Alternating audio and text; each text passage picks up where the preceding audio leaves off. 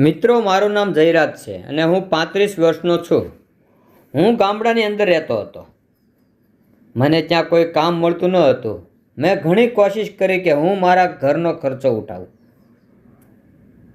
પણ ગામડામાં રહીને ઘરનું ગુજરાન ચલાવવું મારી માટે ખૂબ જ મુશ્કેલ હતું. મારા ઘરની પરિસ્થિતિ ખૂબ જ ખરાબ છે, જેના કારણે હજી સુધી મારા લગ્ન થયા નથી.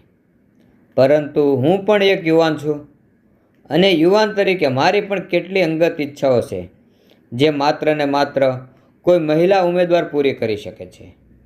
હાલ મારી ઉંમર 35 વર્ષની થઈ ચૂકી છે, પરંતુ હું નોકરીની શોધમાં આમ તેમ રખડતો રહું છું. હવે મને એવું લાગી રહ્યું છે કે આ નાના ગામડાની અંદર મને કોઈ કામ કે નોકરી મળવાની નથી.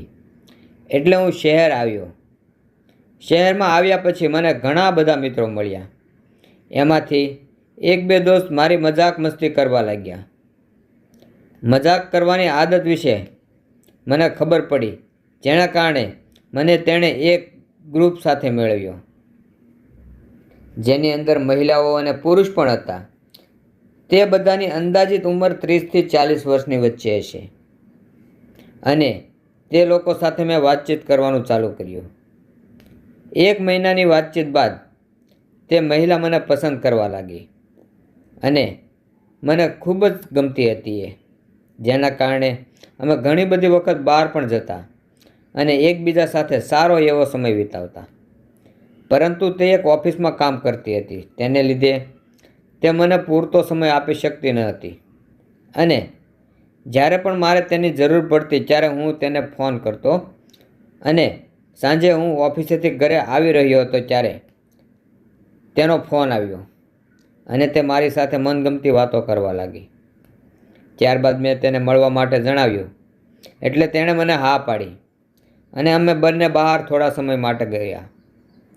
પછી તે કહેવા લાગી કે મારી પણ ઘણી બધી ઈચ્છાઓ છે. હું તમારી સાથે આટલો સમય આનંદથી રહેવા બદલ મને પણ તમારી સાથે રહેવાની ખૂબ જ મજા આવે છે, જેના કારણે મારે તો તમારી સાથે આનંદ મજા કરવી છે. શું તમે મને મજા કરાવી શકો છો?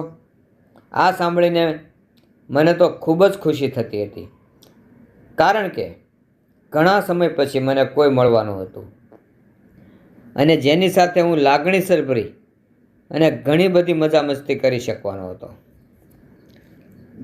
એક દિવસ જ્યારે મારે ઓફિસની અંદર રજા હતી ત્યારે અમે બંને એક હોટલની રૂમની અંદર ગયા અને રૂમમાં જતાં જ ધીમે ધીમે મારી નજીક આવવા લાગી અને ત્યારબાદ તે મને ભેટી પડી.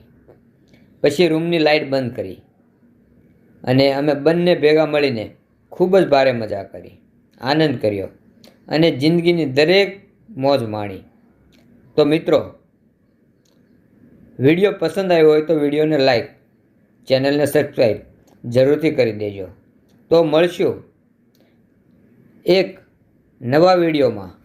ત્યાં સુધી આવજો.